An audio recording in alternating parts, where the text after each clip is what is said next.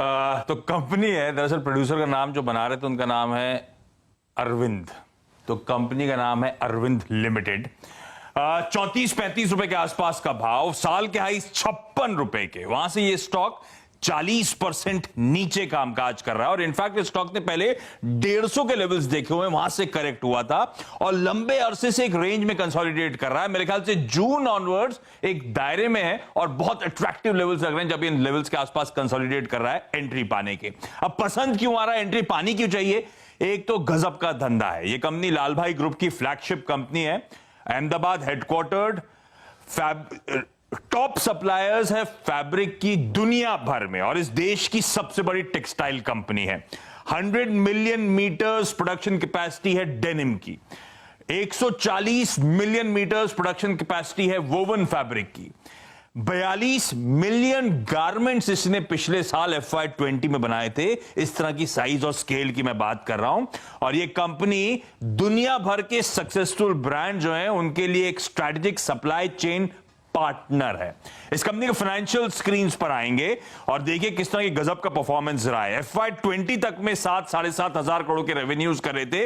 ये तब की बात है जब हम लोग कहते हैं टेक्सटाइल में ठंडा कामकाज हो रहा था, यूएस चाइना के बीच में जो ट्रेड वॉर थे वो एस्केलेट हो रहे थे, पैंडेमिक और स्लोडाउन की बात हो रही थी। उसके बावजूद इस तरह का परफॉर्मेंस इस कंपनी का था। और उसके बाद अब वैल्यूएशंस देखिए, अगर FY20 ठंडा पड़ा था उसके बावजूद वैल्यूएशंस की अट्रैक्टिवनेस, 34 रुपए का भाव, 105 रुपए की बुक वैल्यू, यानी कि 0.32 टाइम्स के बुक वैल्यू पे ये स्टॉक ट्रेड कर रहा है।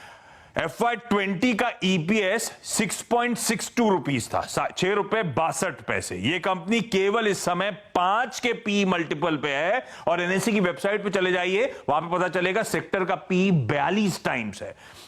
इस तरह का मैसिव अंडर वैल्यूएशन इस समय अंडर अरविंद लिमिटेड में है। अच्छा, Q1 एबरेशन था, अनप्रेसिडेंटेड टाइम्स थे, पैंडेमिक था, लॉकडाउन था, तो शायद वो पूरी अच्छी पिक्चर प्रेजेंट नहीं करेगा, सही पिक्चर प्रेजेंट नहीं करेगा।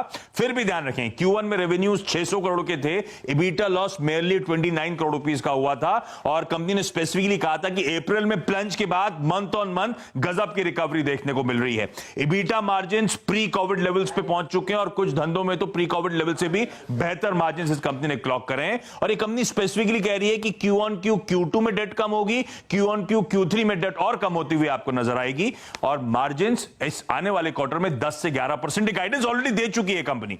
Mutual fund 7%, foreign institutional investors 14%, institutions के पास कुल मिलाकर 24% का स्टेक, प्रमोटर्स 44-45% ओन करते हैं और नाम मात्र के लिए 0.3% उसमें से प्लेज्ड है। इसीलिए मैं कह रहा हूं ऑलमोस्ट नेग्लिजिबल प्लेज है। रेडार पे रखें, कंसोलिडेशन में बहुत अट्रैक्टिव लेवल्स पर खड़ी हुई है कंपनी।